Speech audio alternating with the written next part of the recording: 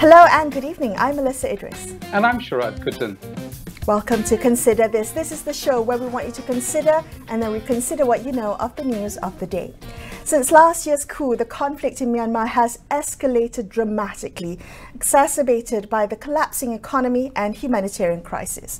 Now, efforts of the international community to seek a peaceful resolution have not brought any tangible progress so far, with the military regime failing to adhere to ASEAN's peace plan, which is known as the 5-point consensus. Now, what can we learn about the trajectory of this conflict through the lens of human rights? Joining us now is Thomas Andrews. He is the United Nations Special Rapporteur on the situation of human rights in Myanmar. Special Rapporteurs are part of what is known as the Special Procedures of Human Rights Council, which comprises the largest body of independent experts in the UN human rights system. Thomas, welcome to the show. Thank you for being with us today. We understand that you are here on an 8-day visit to Malaysia to better understand both the Malaysian and ASEAN response to the Myanmar crisis. So you've met with government officials, with MPs, with CSOs, but we also understand you've met with individuals from Myanmar communities who have fled the military's violence and are now here in Malaysia. Can you begin by telling us what you've learned from speaking with them about their experiences here? Yes, well, first of all, Melissa, thank you so very much, you and Sharad, for having me on this program. It really is appreciated because, you know, this is such an important issue, and so often it gets buried underneath, of course, crises going on all over the world. So I really appreciate this. You know, I've had an opportunity to meet a lot of people, as you say. It's been a very busy week, but among them are those who have left Myanmar, literally running for their lives and undergoing just extraordinary difficulty, to put it mildly, to go from their community, their home, their village, often that's been totally destroyed, to getting out of Myanmar so that they can be safe, and then making their way to a place where their families and themselves can be safe. I mean, I'll tell you, one of the things that the stories were just heartbreaking. I spoke to a woman, for example, who left with her family, and at what point, you know, she went through Thailand with her elderly parents and other members of her family, and just before they were approaching Malaysia, they were told by their so-called agent that the elderly could not continue on, that it was too difficult. They were slowing everybody down, and they had to make a decision. Either they were going to have to just stay there, or they were going to have to leave their parents, elderly parents, behind, which is what they did. A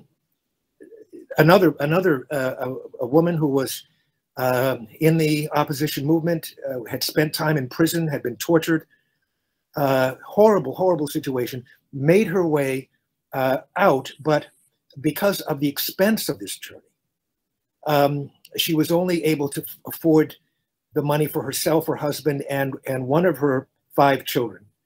She had to leave the other 4 children behind because of the expense and because of the danger of the journey. So story after story of heartbreak, but here you have a people who are literally running for their lives.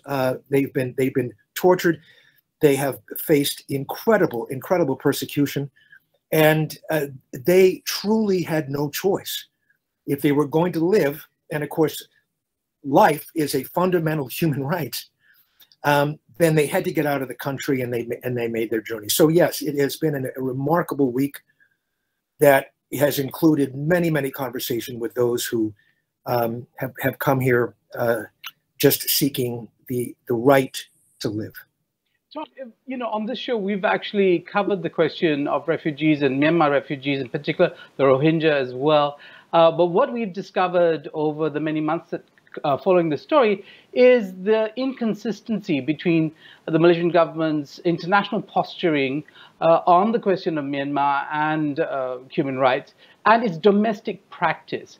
Is there any indication, you met with the foreign minister, you've met with people in government, any indication that they will strive or are striving to be consistent in their approach to Myanmar refugees, lessening the gap between what is said and what is done?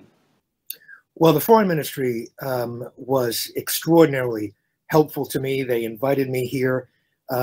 Malaysia is the first ASEAN country to welcome me into the region.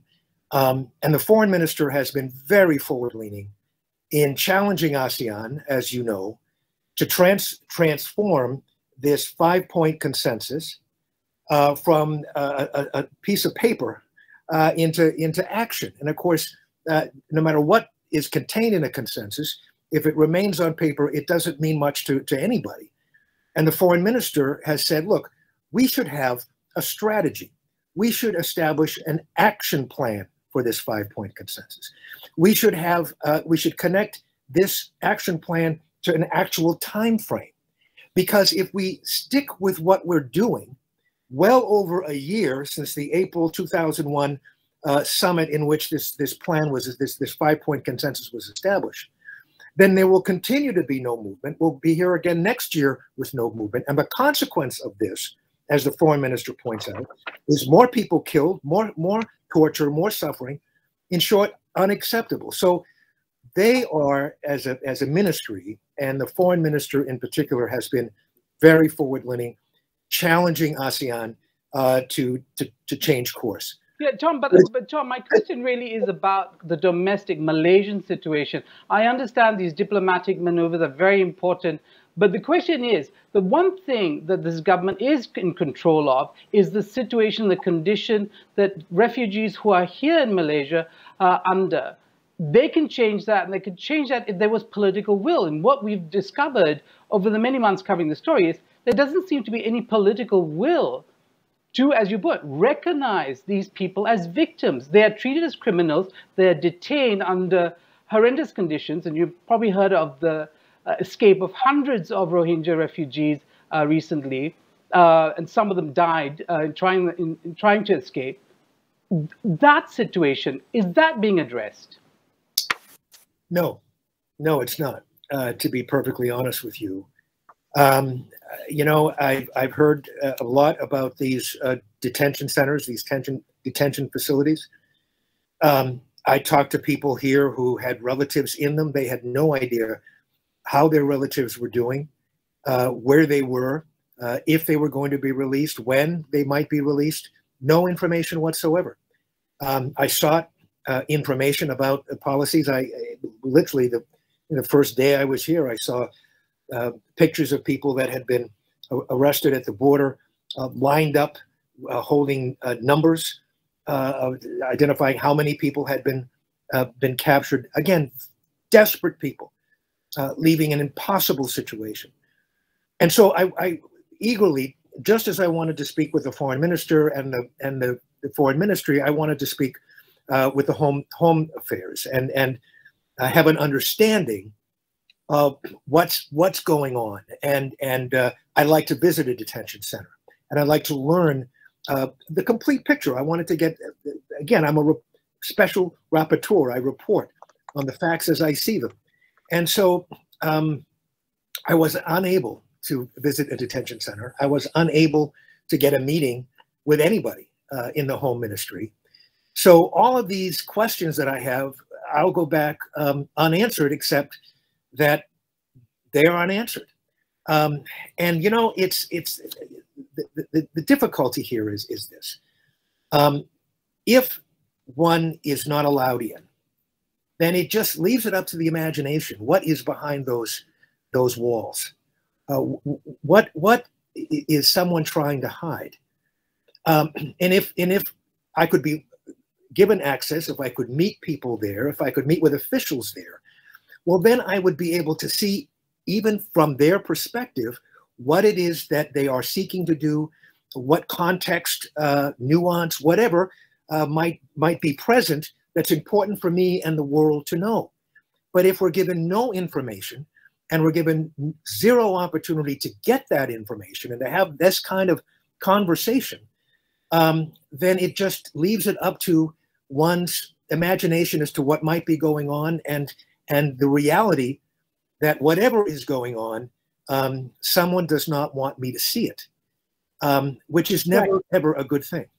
Tom, have you noticed anything similar? What about the situation in other parts of the region, refugees who have ended up in Thailand or in Indonesia? What is the human rights situation for them there? Have you had access to speak to individuals from Myanmar who have ended up in these countries?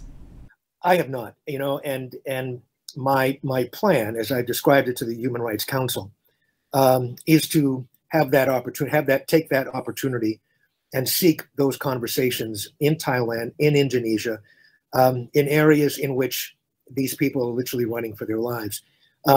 I've submitted my request to come into to those countries. That request is being considered, and I'm looking forward to the opportunity to do so. But Malaysia, very quickly, the foreign ministry was very happy to welcome me in, to engage in conversations, and I'm very grateful for that, and I'm looking forward to being able to answer your question, because I've been in Indonesia and Thailand.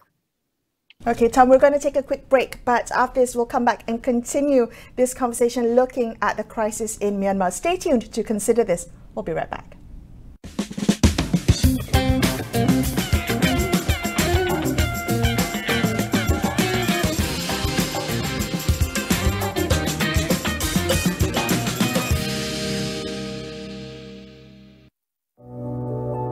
COVID-19 memperlihatkan kepada kita betapa pantasnya adaptasi teknologi di kalangan PKS kita. Niaga AWANI dan Unified Business akan menyelami perjalanan kebangkitan semula PKS kita melalui segmen Jiwa SME setiap Selasa dan Khamis untuk inspirasi anda. Transformasikan perniagaan dengan Unified Business, rakan digital pilihan anda. Hubungi kami sekarang dan jimat sehingga 50%.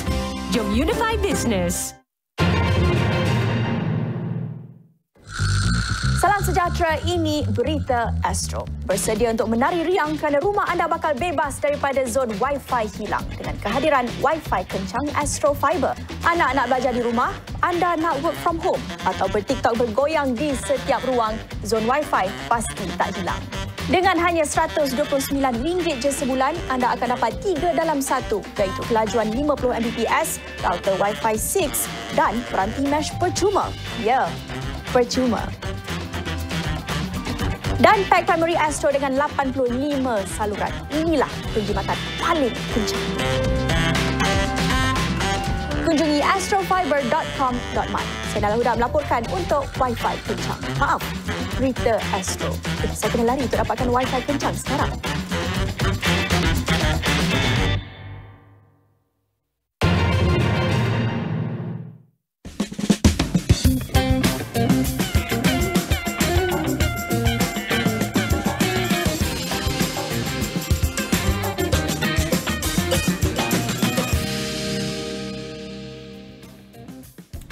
Hi, thanks so much for staying with Shrad and I on Consider This. Let's continue our conversation tonight with Thomas Andrews. He is the UN Special Rapporteur on the situation of human rights in Myanmar. He's here on an 8-day visit to Malaysia to better understand both the Malaysian and ASEAN response to the Myanmar crisis. Tom, can we take a look at what's happening in Myanmar? I mean, what do you understand to be the human rights situation and how that's changed in the past 15 months, particularly in terms of the intensity and the mode of violations by the military? It has deteriorated almost exponentially. We began, the coup occurred, millions of people came out in protest. The protests were peaceful. The soldiers and security personnel stood back and let people express their will freely. But then soldiers, police were ordered to begin firing into crowds, snipers killing innocent protesters, soldiers, police firing into homes at random in various neighborhoods. I know this in part because here in Malaysia, I talked to Army, Navy, and police defectors who actually witnessed the killing of innocents, who witnessed the firing on innocent homes and villages. So we know this, and then it's been deteriorating since this. I just completed and released just a few days ago a special report on the impact that this crisis is having on children. And since the coup in February of last year, 250,000 children have been displaced. 1,400 children have been arbitrarily detained by the junta. 61 children right now are being held as hostages by the junta in an attempt to get their parents or one of their parents who was at large to give themselves up so that they would then be able to free their children. 142 children have been tortured. And I'm sure the number is greater, but this is what we've been able to document. They have been cut, they have been stabbed, they have been burned with cigarettes, they have been forced to be in to hold stress positions, they have been subjected to mock executions, they've been deprived of food and water, they've had fingernails and hair pulled out of them. It is incredible to hear these stories. And 33,000 kids in Myanmar, children in Myanmar, are going to die this year, it's estimated, of preventable diseases because they have been denied routine immunizations. Now, these are all horrifying numbers, but I've had the chance, and by virtue of the internet and some very brave individuals, I've been able to have conversations with people inside of the country who are experiencing the horror directly. And I'll give you one example. A man, his village, his home had been totally decimated, had been burned down by the junta. And this is a huge problem, an escalating problem, as they're going from village to village, region to region, incinerating these homes. So he brings his family to an IDP center for safety. And 2 days before we had scheduled this conversation, 2 days before we had this conversation, his two only daughters, ages 12 and 15, died in their sleep because the junta attacked the IDP center with a barrage of artillery. So they were killed by an artillery shell. This is not a military position that was under attack. This was an IDP center where families and children had gone to be safe after their village and their homes had been burned to the ground. This is just absolutely unconscionable. And I'll tell you, Melissa, to have I'm a dad, and to have a conversation with this man who was having every ounce of courage that he could muster just to be able to talk to me. It was so heartbreaking. And this is happening all over the country. So in answer to your question, things are deteriorating rapidly. The violence is accelerating rapidly. And it is just a tragedy on top of a tragedy. Tom, for the international community, the mechanisms or tools they have at their disposal to either lessen or de-escalate the violence or to hold people accountable, perhaps a few and far between. But we know that in 2019, the Gambia brought a case of genocide against Myanmar in the International Court of Justice. Is what's happening now, does it constitute genocide or some sort of crime for which somebody could be held accountable? Well, we know, at least in my view, that certainly the attacks against the Rohingya ethnic minority, Muslim minority in Rakhine State were genocidal in nature. And of course, that is what the International Court of Justice is now adjudicating. This is my view.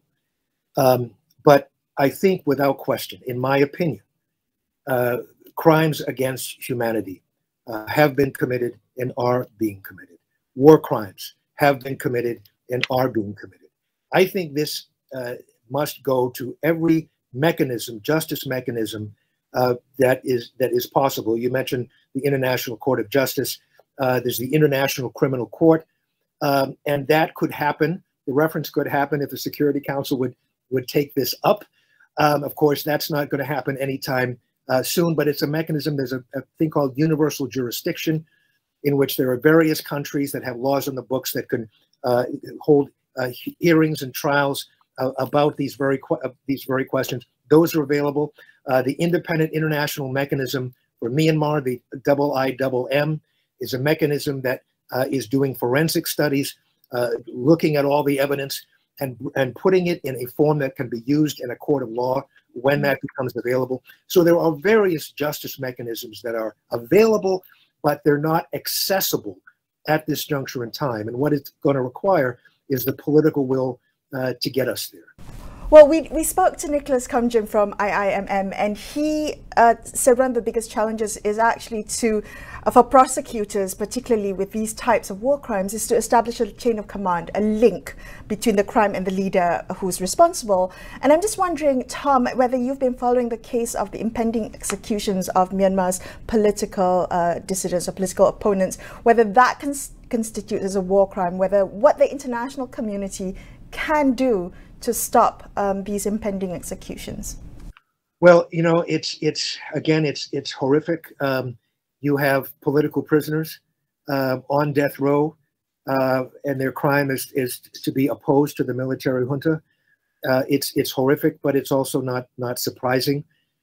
Thousands of people have lost their lives for opposing this junta, and what's required, I think, is many things. One, international pressure. We need to have firmer, stronger international pressure. Needs to be coordinated. Countries that are willing to exert political, diplomatic, economic pressure need to do so in a targeted and strategic way. That needs to happen. Also, quiet diplomacy with those countries that have a relationship with Min Aung Hlaing and others. The Prime Minister of Cambodia has weighed in on this very question, appealing for these individuals not to be executed. But you know, it just puts in sharp relief the reality that we're dealing with here in Myanmar. And I'll tell you something. You know, someone asked the question about elections. Will there be elections in 2023? And of course, the junta is talking about elections in 2023. I mean, what a complete, absolute outrage to suggest that there is even the remotest possibility of a free and fair election in 2023 when political opponents are all in prison, or they are facing the death penalty. They're on death row. So through public expressions of public outrage, the mobilization of condemnation from world leaders, including from within ASEAN, and quiet diplomacy to see if perhaps lives can be saved that way. I think any and every mechanism that's available should be used. We understand, of course, the ethnic armies that are of varying strengths who are opposed to the junta at this point in time. The Rakhine army is particularly powerful. But in the conflict between these ethnic armies and the junta, are there other types of violations happening? Are people caught in the crossfire? Yes, there's no question about that. And you have this general atmosphere of lawlessness throughout the country. So any of the challenges that Myanmar was facing before the coup, in terms of corruption, you know, in terms of lawlessness, of criminality, of gangs, the extraction of natural resources, rapid corruption, drug trade, all of those things that are so horrific to the functioning of a society, of a nation. They're all just, I mean, they've been unleashed in this country, in Myanmar. And all you need to have is a payout. You know, money talks. And if you can say that you'll be deferential and loyal to this criminality, then you can get away with whatever basically you want to get away with it. So it's a bad situation on many fronts, but including the criminality and lawlessness that we see just running rapid in the country. It's been more than a year now, Tom. The situation has, as you said, escalated. Where are the failures? Where has the international community failed? Where has ASEAN failed? Where has Myanmar's neighbors failed in terms of doing something to de-escalate the violence? let's start with, of course, with ASEAN. The foreign minister of Malaysia, Foreign Minister Saifuddin, has identified himself the shortcoming, which is you have a consensus, which is an important start, but you need to take that consensus position and translate that into action. That's been the single biggest challenge right now and deficit here in ASEAN that needs to be addressed. That's number one. With the United Nations, listen, I was told many times, I've been recommending that the Security Council convene to hold a session on the crisis in Myanmar. I was told, no, we can't do that because there's going to be a certain veto. So it's really pointless to proceed with it. Well, the people of Myanmar who I talk to, whether there's a veto or not, want a full and open debate, want to vote up or down, and then let people be held accountable and nations be held accountable for that vote. So what happened? Well, in 4 days, the crisis in Ukraine saw a resolution before the Security Council, a veto, which everybody, of course, fully expected, needless to say, but then movement on to the UN General Assembly for an emergency special session and a full and open vote there, and then coordinated action and sanctions all over the world, including nations in this region, stepping up in a focused, strategic, coordinated way to apply maximum pressure on the source of the violence in Ukraine. So the people of Myanmar are still waiting for the same action from the United Nations Security Council, the United Nations, that took 4 days to occur when it came to the crisis in Ukraine. And they want to know why, and they have a very, very good question as to why. We can and should do a lot more than we're doing. And if we can't do it through formal mechanisms, then at least those countries who are willing to take action can do so in a much more strategic and focused way. And there's no excuse, in my view, for them not doing it. What it lacks is the political will to do so. Well, that was our conversation with Thomas Andrews, the UN Special Rapporteur on the situation of human rights in Myanmar. And that wraps up this episode of Consider This. I'm Melissa Idris. And I'm Sharad Kuttan, signing off for the evening. Thank you so much for watching, and good night.